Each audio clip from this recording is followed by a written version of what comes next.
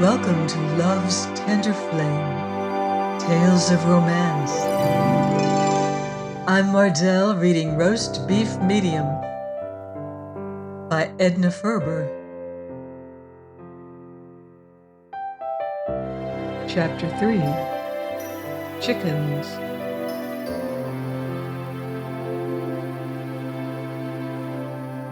For the benefit of the bewildered reader, it should be said that there are two distinct species of chickens.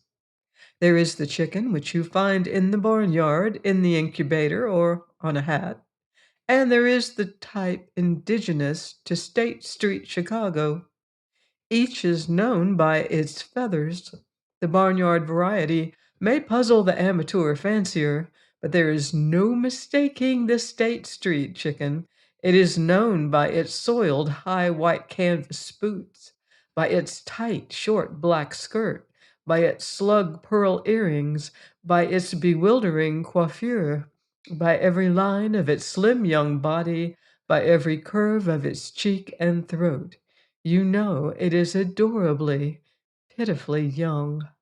By its carmined lip, its near smart hat, its babbling of him, and by the knowledge which looks boldly out of its eyes, you know it is tragically old. Seated in the Pullman car, with a friendly newspaper protecting her bright hair from the doubtful gray-white of the chair cover, Emma McChesney, traveling saleswoman for T.A. Buck's Featherloom Petticoats, was watching the telegraph poles chase each other back to Duluth, Minnesota, and thinking fondly of Mary Cutting, who is the mother confessor and comforter of the State Street chicken. Now, Duluth, Minnesota is trying to be a city. In watching its struggles, a hunger for a taste of the real city had come upon Emma McChesney. She had been out with her late fall line from May until September. Every Midwestern town of 5,000 inhabitants or over had received its share of Emma McChesney's attention and petticoats. It had been a mystifyingly good season in a bad business year. Even old T.A. himself was almost satisfied. Commissions piled up with gratifying regularity for Emma McChesney. Then quite suddenly, the lonely evenings, the lack of woman companionship, and the longing for a sight of her 17-year-old son had got on Emma McChesney's nerves. She was 2 days ahead of her schedule, whereupon she wired her son thus: "Dear kid, meet me Chicago, usual place, Friday, large time, my treat, mother." Then she had packed her bag, wired Mary Cutting that she would see her Thursday, and had taken the first train out for Chicago. You might have found the car close, stuffy, and uninteresting. 10 years on the road had taught Emma McChesney to extract a maximum of enjoyment out of a minimum of material. Emma McChesney's favorite occupation was selling T.A. Buck's Featherloom Petticoats, and her favorite pastime was studying men and women. The two things went well together. When the train stopped for a minute or two, you could hear a faint rattle and click from the direction of the smoking compartment, where 3 jewelry salesmen from Providence, Rhode Island, were indulging in their beloved but dangerous diversion of dice throwing. Just across the aisle was a woman with her daughter, Chicago-bound to buy a trousseau. They were typical wealthy small-town women, smartly garbed in a fashion not more than 20 minutes late. In the quieter moments of the trip, Emma McChesney could hear the mother's high-pitched East End Ladies' Reading Club voice saying, "I'd have the velvet suit made fussy, with real fancy waist too for afternoons. You can go anywhere in a handsome velvet 3-piece suit." The girl had smiled dreamily and gazed out of the car window. "I wonder," she said, "if there'll be a letter from George. He said he would sit right down and write." In the safe seclusion of her high-backed chair, Emma McChesney smiled approvingly. 17 years ago, when her son had been born, and 10 years ago, when she had got her divorce, Emma McChesney had thanked her God that her boy had not been a girl. Sometimes now, she was not so sure about it. It must be fascinating work selecting velvet suits made fussy for a daughter's trousseau. Just how fully those 5 months of small town existence had gotten on her nerves, Emma McChesney did not realize until the train snorted into a shed and she sniffed the mingled smell of smoke and stockyards and found it sweet in her nostrils. An unholy joy seized her. She entered the biggest store and made for the millinery department, yielding to an uncontrollable desire to buy a hat. It was a pert, trim, smart little hat. It made her 36 years seem less possible than ever, and her 17-year-old son an absurdity. It was 4:30 when she took the elevator up to Mary Cutting's office on the 10th floor. She knew she would find Mary Cutting there. Mary Cutting, friend, counselor, advisor to every young girl in the great store and to all Chicago's silly, helpless chickens. A dragon sat before Mary Cutting's door and wrote names on slips, but at sight of Emma McChesney, she laid down her pencil. "Well," smiled the dragon, "you're a sight for sore eyes. There's nobody in there with her. Just walk in and surprise her." At a rosewood desk in a tiny cozy office sat a pink-cheeked, white-haired woman. You associated her in your mind with black velvet and real lace. She did not look up as Emma McChesney entered. Emma McChesney waited for one small moment then. "Cut out the bank president stuff, Mary Cutting, and make a fuss over me," she commanded. The pink-cheeked, white-haired woman looked up. You saw that her eyes were wonderfully young. She made 3 marks on a piece of paper, pushed a call button at her desk, rose and hugged Emma McChesney thoroughly and satisfactorily, then held her off a moment and demanded to know where she had bought her hat. "Got it 10 minutes ago in the millinery department downstairs. Had to. If I'd come into New York after 5 months' exile like this, I'd probably have bought a brocade and fur-edged evening wrap to relieve this feeling of wild joy. For 5 months I've spent evenings in my hotel room or watching the Maud Burns Stock Company playing Lena Rivers, with the ingenue coming out between the acts in a calico apron and a pink sunbonnet, and doing a thing they bill as vaudeville. I'm dying to see a real show. A smart one that hasn't run 200 nights on Broadway. One with pretty girls and pink tights and a lot of moonrises and sunsets and things, and a prima donna in a dress so stunning that all the women in the audience are busy copying it so they can describe it to their home dressmakers next day." "Poor, poor child," said Mary Cutting. "I don't seem to recall any such show." "Well, it will look that way to me, anyway," said Emma McChesney. "I've wired Jock to meet me tomorrow, and I'm going to give the child a really sizzling little vacation. But tonight you and I will have an old girl frolic. We'll have dinner together somewhere downtown, and then we'll go to the theater, and after that I'm coming out to that blessed flat of yours and sleep between real sheets. We'll have some sandwiches and beer and other things out of the icebox, and then we'll have a bathroom bee. We'll let our back hair down and slap cold cream around and tell our heart's secrets and use up all the hot water. Lordy, it will be a luxury to have a bath in a tub that doesn't make you feel as though you wanted to scrub it out with lye and carbolic. Come on, Mary Cutting." Mary Cutting's pink cheeks dimpled like a girl's. "You'll never grow up, Emma McChesney. At least, I hope you never will. Sit there in the corner and be a good child, and I'll be ready for you in 10 minutes." Peace settled down on the tiny office. Emma McChesney, there in her corner, surveyed the little room with entire approval. It breathed of things restful, wholesome, comforting. There was a bowl of sweet peas on the desk. There was an Indian sweetgrass basket filled with autumn leaves in the corner. There was an air of orderliness and good taste. And there was the pink-cheeked, white-haired woman at the desk. "There," said Mary Cutting at last. She removed her glasses, snapped them up on a little spring chain near her shoulder, sat back and smiled upon Emma McChesney.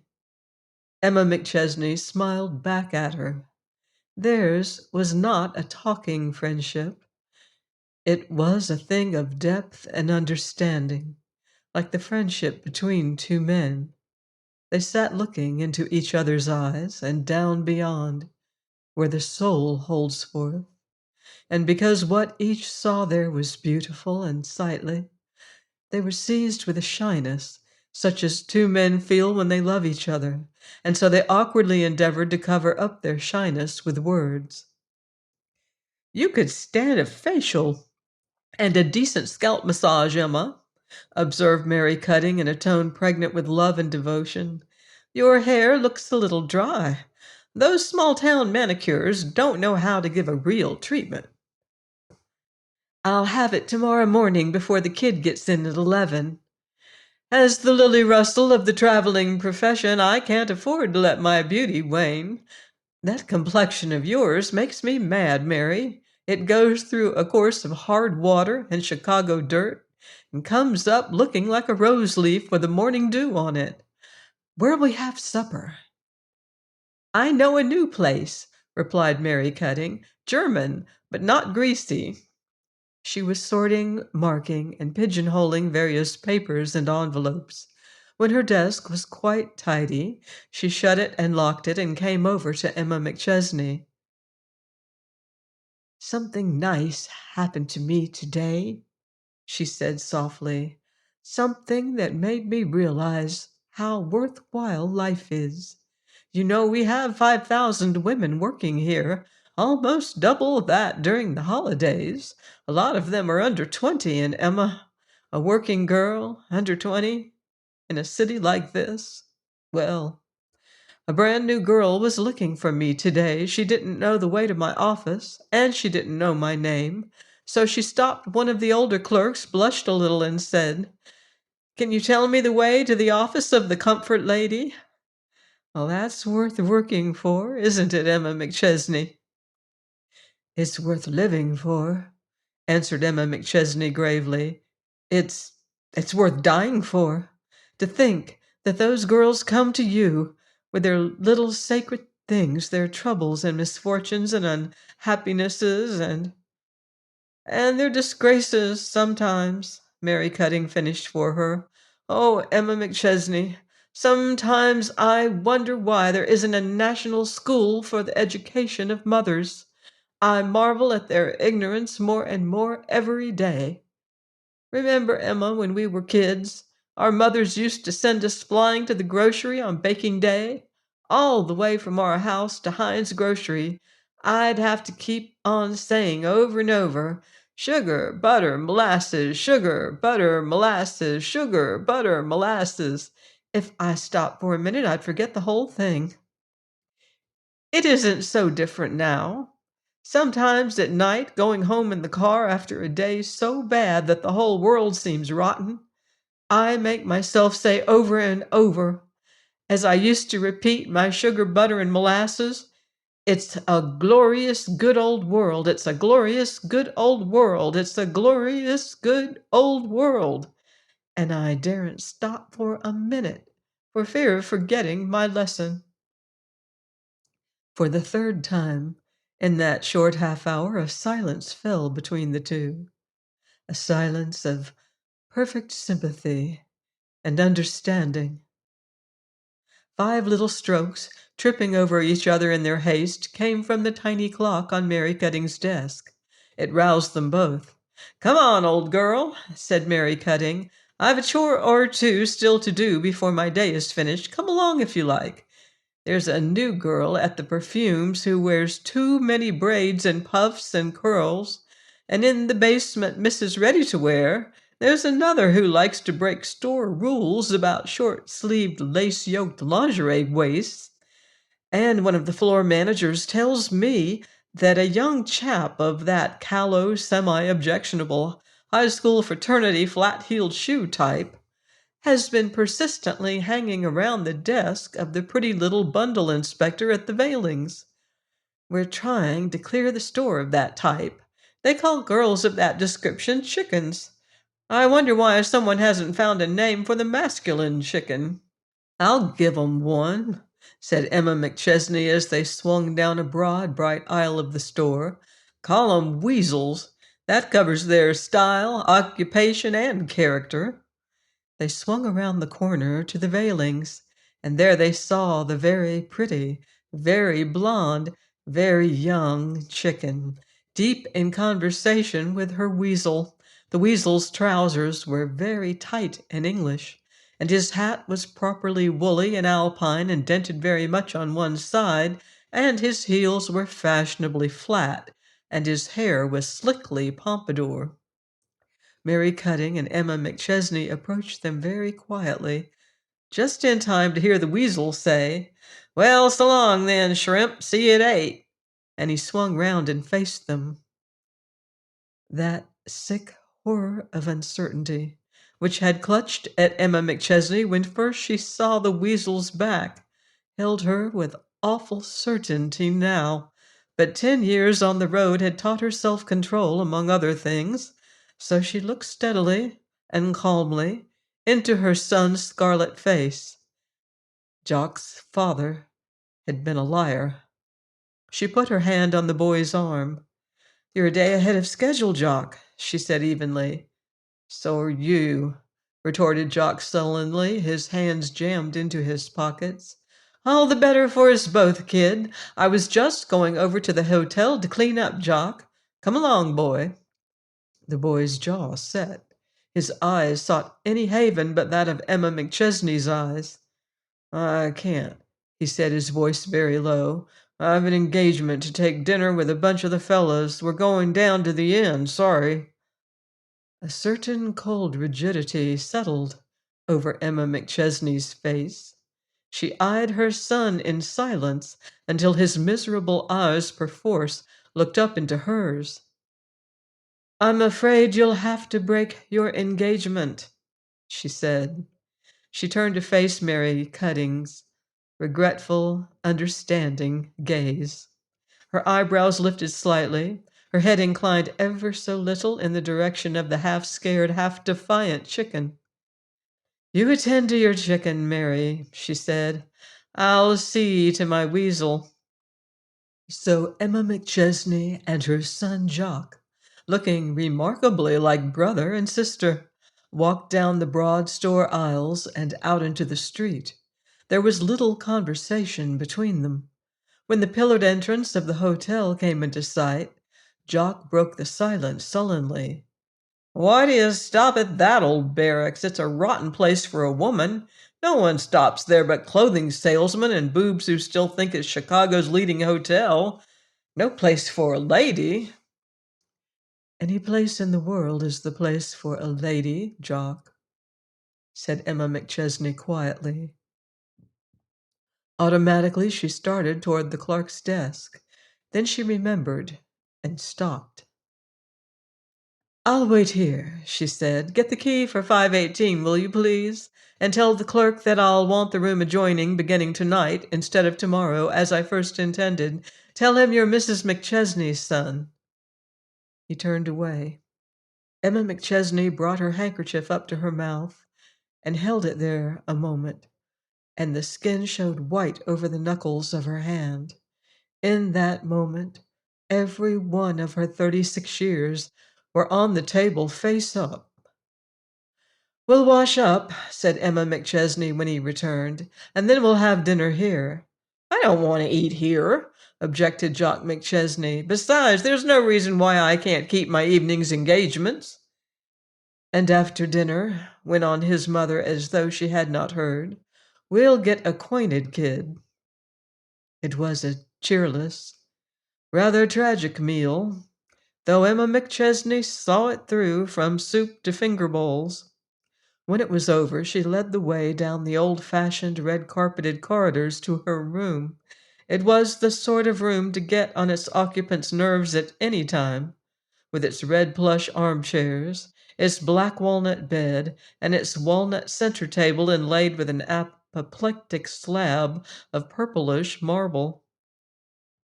Emma McChesney took off her hat before the dim old mirror and stood there, fluffing out her hair here, patting it there. Jock had thrown his hat and coat on the bed. He stood now leaning against the footboard, his legs crossed, his chin on his breast, his whole attitude breathing sullen defiance. "Jock," said his mother, still patting her hair, "perhaps you don't know it, but you're pouting just as you used to when you wore pinafores. I always hated pouting children. I'd rather hear them howl. I used to spank you for it. I have prided myself on being a modern mother, but I want to mention in passing that I'm still in a position to enforce that ordinance against pouting." She turned around abruptly. "Jock, tell me, how did you happen to come here a day ahead of me? And how do you happen to be so chummy with that pretty weak-faced little thing at the veiling counter? And how, in the name of all that's unbelievable, have you managed to become a grown-up in the last few months?" Jock regarded the mercifully faded roses in the carpet. His lower lip came forward again. "A fella can't always be tied to his mother's apron strings. I like to have a little fling myself. I know a lot of fellas here. They are frat brothers. And anyway, I needed some new clothes." For one long moment, Emma McChesney stared in silence. Then, "Of course," she began slowly, "I knew you were 17 years old. I've even bragged about it. I've done more than that. I've gloried in it. But somehow, whenever I thought of you in my heart, and that was a great deal of the time, it was as though you were still a little tyke in knee pants with your cap on the back of your head and a chunk of apple bulging in your cheek. Jock, I've been earning close to 6,000 a year since I put in that side line of garters. Just how much spending money have I been providing you with?" Jock twirled a coat button uncomfortably. "Well, quite a lot. But a fellow's got to have money to keep up appearances. A lot of the fellows in my crowd have more than I. There's clothes and tobacco, and then flowers and cabs for the skirts, girls, I mean, and kid. I want you to sit down over there in that plush chair, the red one with the lumps in the back. I want you to be uncomfortable. From where I am sitting, I can see that in you there is the making of a first-class cad. That's no pleasant thing for a mother to realize. Now don't interrupt me. I'm going to be chairman, speaker, program, and Ways and Means Committee of this meeting. Jock, I got my divorce from your father 10 years ago. Now, I'm not going to say anything about him. Just this one thing. You're not going to follow in his footsteps, kid. Not if I have to take you to pieces like a nickel watch and put you all together again. You're Emma McChesney's son, and 10 years from now I intend to be able to brag about it, or I'll want to know the reason why. And it'll have to be a blame good reason." "I'd like to know what I've done," blurted the boy. "Just because I happened to come here a few hours before you expected me, and just because you saw me talking to a girl, why—" "It isn't what you've done. It's what those things stand for. I've been at fault, but I'm willing to admit it. Your mother is a working woman, Jock. You don't like that idea, do you? But you don't mind spending the money that the working woman provides you with, do you? I'm earning a man's salary. But, Jock, you oughtn't to be willing to live on it." "What do you want me to do?" demanded Jock. "I'm not out of high school yet. Other fellows whose fathers aren't earning as much—" "Fathers," interrupted Emma McChesney. "There you are, Jock. I don't have to make the distinction for you. You're sufficiently my son to know it in your heart. I had planned giving you a college education if you showed yourself deserving. I don't believe in sending a boy in your position to college unless he shows some special leaning toward a profession. Mother, you know how wild I am about machines and motors and engineering and all that goes with it. Why, I'd work. You'll have to, Jock. That's the only thing that will make a man of you.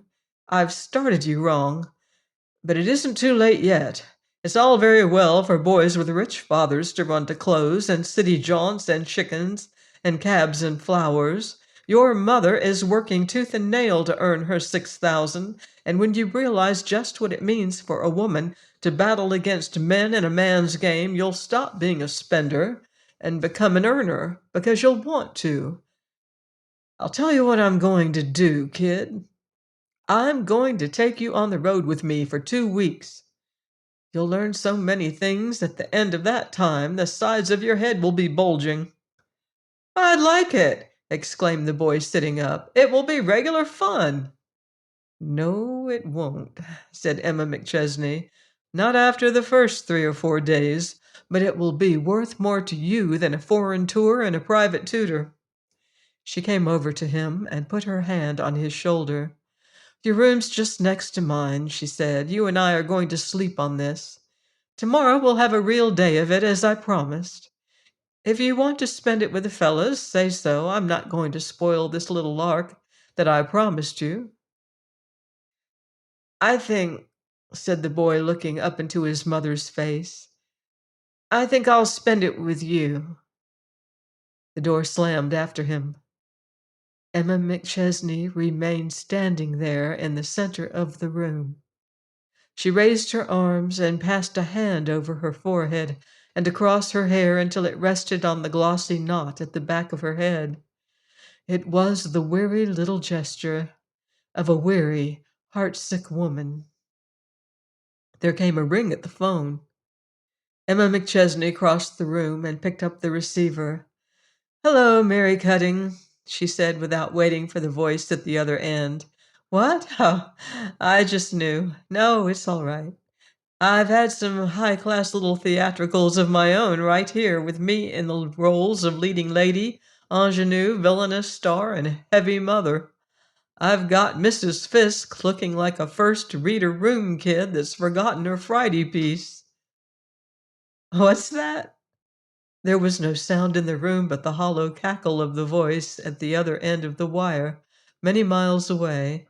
Then, oh, that's all right, Mary Cutting. I owe you a great big debt of gratitude, bless your pink cheeks and white hair. And Mary, she lowered her voice and glanced in the direction of the room next door. I don't know how a hard, dry sob would go through the phone, so I won't try to get it over. But Mary, it's been sugar, butter, and molasses for me for the last 10 minutes, and I'm dead scared to stop for fear I'll forget it. I guess it's sugar, butter, and molasses for me for the rest of the night, Mary Cutting. Just as hard and fast as I can say it. Sugar, butter, and molasses. Join me next week on Love's Tender Flame for more of Roast Beef Medium by Edna Ferber. Until then, love deeply and live beautifully.